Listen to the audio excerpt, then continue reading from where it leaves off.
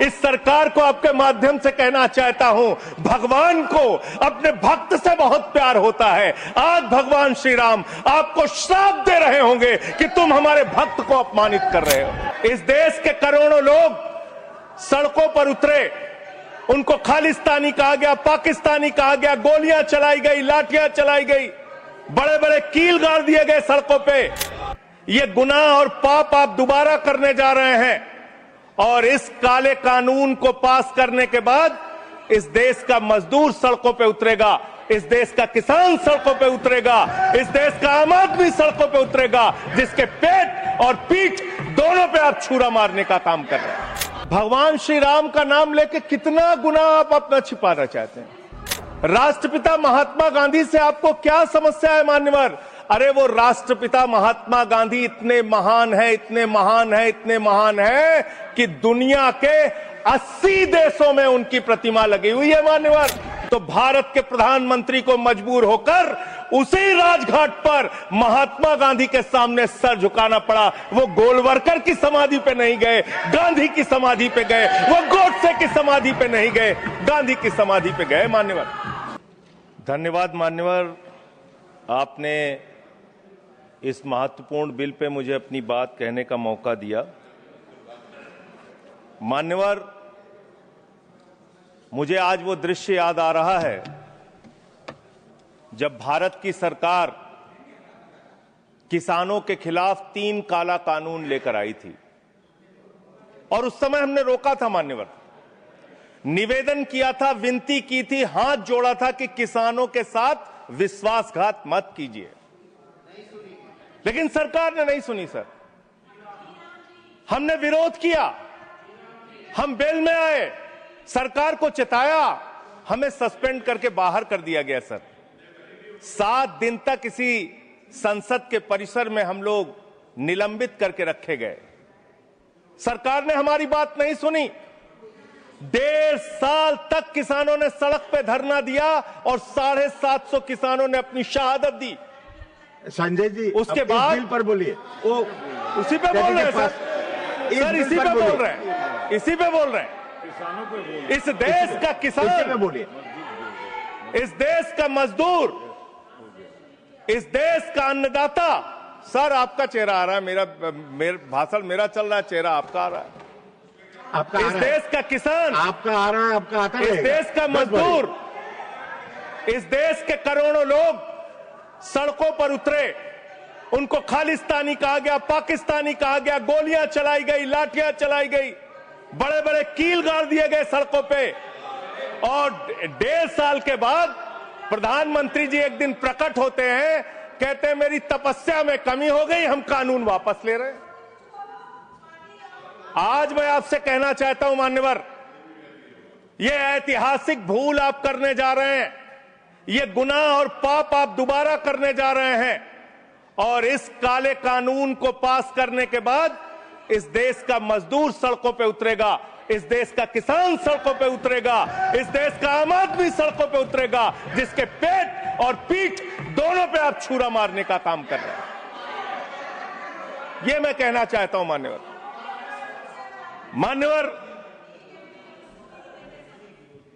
मान्यवर, यह बिल किस मंशा और उद्देश्य के तहत लाया गया है? इस बिल को आपने कह दिया जी राम जी बिल है, जी राम जी बिल है। भगवान श्री राम का नाम लेके कितना गुनाह आप अपना छिपाना चाहते हैं, कितना गुनाह छिपाना चाहते हैं। राष्ट्रपिता महात्मा गांधी से आपको क्या समस्या है मान्यवर? अरे वो राष्ट्रपिता महात्मा गांधी इतने महान है, इतने महान है, इतने महान है कि दुनिया के 80 देशों में उनकी प्रतिमा लगी हुई है मान्यवर, 80 देशों में। और जब G20 का सम्मेलन हुआ, दुनिया के तमाम राष्ट्राध्यक्ष आए, दुनिया के तमाम प्रधानमंत्री और राष्ट्रपति आए, तो भारत के प्रधानमंत्री को मजबूर होकर उसी राजघाट पर महात्मा गांधी के सामने सर झुकाना पड़ा। वो गोलवरकर की समाधि पे नहीं गए, गांधी की समाधि पे गए। वो गोडसे की समाधि पे नहीं गए, गांधी की समाधि पे गए मान्यवर। राष्ट्रपिता महात्मा गांधी जो राम राज्य की कल्पना करते थे, राष्ट्रपिता महात्मा गांधी जो रघुपति राघव राजा राम का पाठ करते थे, राष्ट्रपिता महात्मा गांधी जो भगवान श्री राम के सच्चे भक्त थे। और याद रखिएगा मान्यवर, इस सरकार को आपके माध्यम से कहना चाहता हूं, भगवान को अपने भक्त से बहुत प्यार होता है। आज भगवान श्री राम आपको श्राप दे रहे होंगे कि तुम हमारे भक्त को अपमानित कर रहे हो, तुम अपने भक्त को, तुम हमारे भक्त को अपमानित कर रहे हो। भगवान श्री राम आपको जरूर श्राप दे रहे होंगे मान्यवर। मान्यवर, मैं शिवराज सिंह जी चौहान कृषि मंत्री जी को अटल जी के एक घटना से याद दिलाना चाहता हूं, राम के नाम का महत्व। एक उनके प्रतिद्वंदी ने बयान दिया मान्यवर, राजनीतिक प्रतिद्वंदी ने, उस प्रतिद्वंदी ने कहा अगर अटल जी को पूजा करनी है तो मेरी पूजा क्यों नहीं करते, मेरे नाम में भी राम लिखा हुआ है। अटल जी ने उसको जवाब दिया, राम हमारे लिए मर्यादा के प्रतीक हैं, राम हमारे लिए आदर्श हैं, राम हमारे लिए आराध्य हैं, राम हमारे लिए देवतुल्य हैं। अरे राम वो हैं जो पिता का वचन निभाने के लिए 14 वर्ष तक वनवास में रहे, राम वो है जिसने लंका का नाश किया। और राम चरित्र का नाम है, राम मर्यादा का नाम है, राम आदर्श का नाम है। राम के नाम में चरित्र होना चाहिए, वरना तो हराम में भी राम लिखा हुआ है, वरना तो हराम में भी राम लिखा हुआ है। इसलिए राम का नाम लगा लेने मात्र से आपके गुनाह नहीं छिप जाएंगे।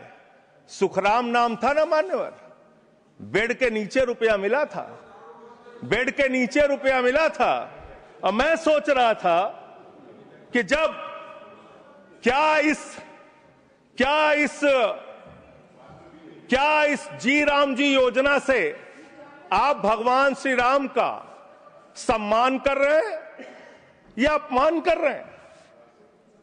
आप भगवान श्री राम का सम्मान कर रहे हैं या उनको गली मोहल्ले गांवों में बदनाम कर रहे हैं?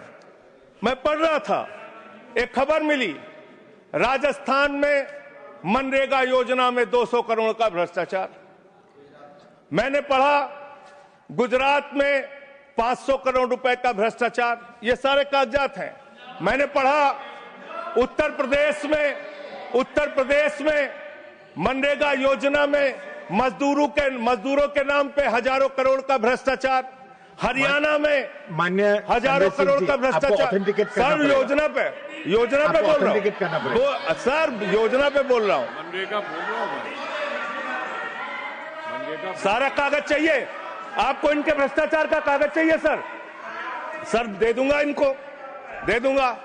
लेकिन अब मैं सोच रहा था कि अब अगर चर्चा होगी तो क्या चर्चा होगी, लोग क्या कहेंगे? अरे भाजपाइयों ने जी राम जी योजना के तहत 1000 करोड़ का भ्रष्टाचार यूपी में कर लिया। अरे भाजपाइयों ने हरियाणा में 500 करोड़ रुपए का भ्रष्टाचार जी राम जी में कर लिया। अरे भाजपाइयों ने महाराष्ट्र में जी राम जी के नाम पे करोड़ों का भ्रष्टाचार कर लिया। हाइपोथेटिकल बात कर रहे हैं। भाजपाइयों ने गुजरात में तो क्या बोलूं सर, क्या आपत्ति है इनको सर? क्या बोलूं, जी राम जी ना बोलूं सर? अब तो गुजरात में सैकड़ों करोड़ का भ्रष्टाचार भाजपाइयों ने जी राम जी के नाम पे कर लिया। पूरे देश में गांव में बिल पास विधायक, इनके बीजेपी के विधायकों ने जी राम जी योजना में भ्रष्टाचार कर लिया। तो ये आप राम को सम्मान दे रहे हैं कि राम को अपमानित कर रहे हैं? आप राम को अपमानित कर रहे हैं। अरे बैठ जाओ, चंदा चोरी की है तुम लोगों ने, बैठ जाओ, चंदा चोरी की है तुमने भगवान श्री राम के नाम पे चंदा चोरी की है। बैठ जाओ। मान्यवर देखिए, हमारा समय खा रहे हैं सर ये लोग। मान्यवर, एक लाइन मुझे याद आती है, इस बिल को पढ़ने के बाद, मेहनत तो करता हूं फिर भी घर खाली है। बाबूजी, मेहनत तो करता हूँ, फिर भी घर खाली है। बाबूजी, मिट्टी के कुछ दीपक ले लो, दिवाली है। बाबूजी, मिट्टी के कुछ दीपक ले लो, दिवाली है। बाबूजी, गरीब रोल Point of order 110, 110, 1 minute 110. Point of order सुन लेते हैं। नहीं, it is the right of the member. Yes, it is the right. You are bringing everybody who is coming on the bail and he's asking all the things. No.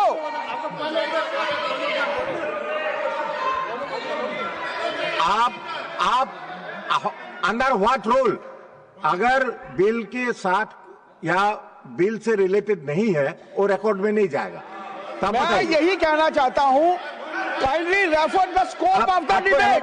He is crossing, Honorable Vice Chairman Sahab, he is crossing all the limits. There is no mention, either he should speak against the bill or in favor of the bill. पहले उनको दे। मान्यवर बैठिए, either he should speak in favor of the bill or he should speak against the bill. He is not speaking against the bill, he is speaking against the Ram. How you can expect that we will agree to it? Role बताइए, role.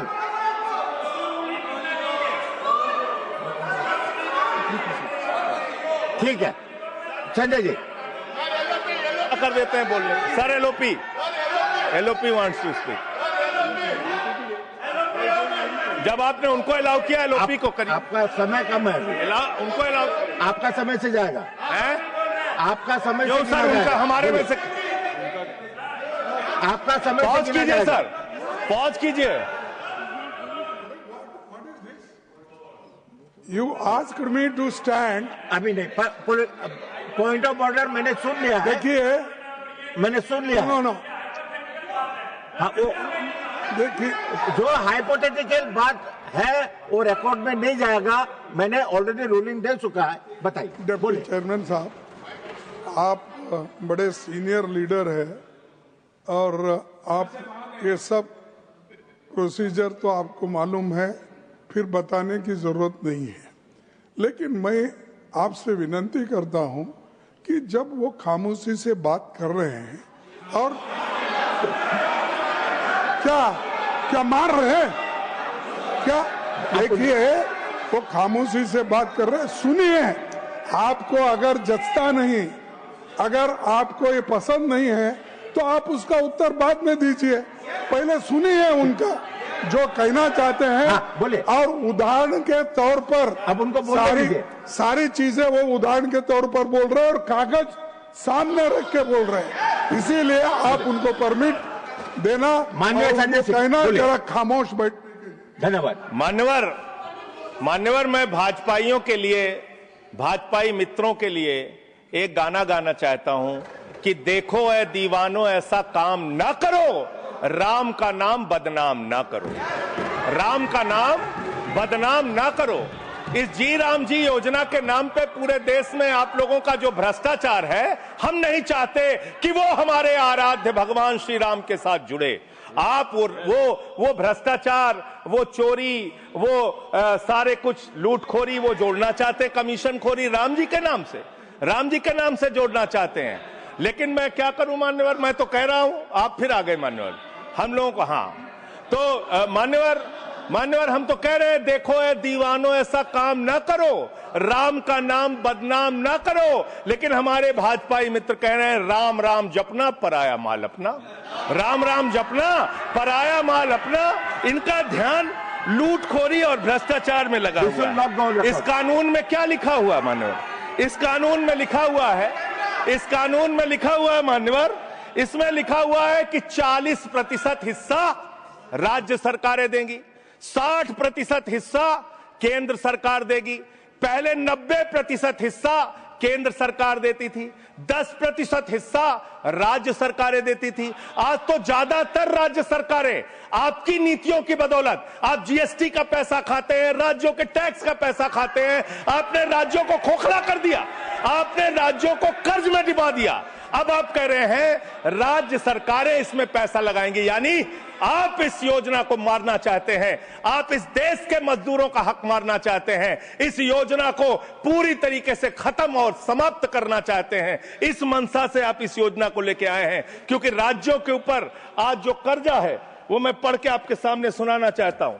Tamil Nadu 8,34,000 crore रुपए, उत्तर प्रदेश 7,69,000 करोड़ रुपए, महाराष्ट्र 7,22,000 करोड़ रुपए, पश्चिम बंगाल 6,58,000 करोड़ रुपए, कर्नाटक 5,57,000 करोड़ रुपए, राजस्थान 5,62,000 करोड़ रुपए, आंध्र प्रदेश 4,85,000 करोड़ रुपए, गुजरात 4,67,000 करोड़ रुपए, केरल 4,29,000 करोड़ रुपए, मध्य प्रदेश 4,18,000 करोड़ रुपए, तेलंगाना 3,89,000 करोड़ रुपए, बिहार 3,19,000 करोड़ रुपए।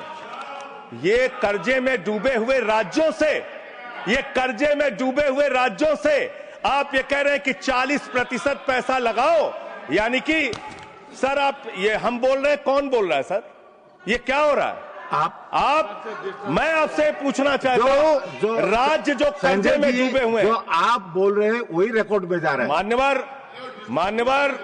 मान्यवर, मैं ये कहना चाहता हूं कि जो राज्य पहले से ही लाखों लाख करोड़ रुपए के कर्जे में डूबे हुए हैं, आप उनसे कह रहे हैं 40% पैसा आपको लगाना होगा।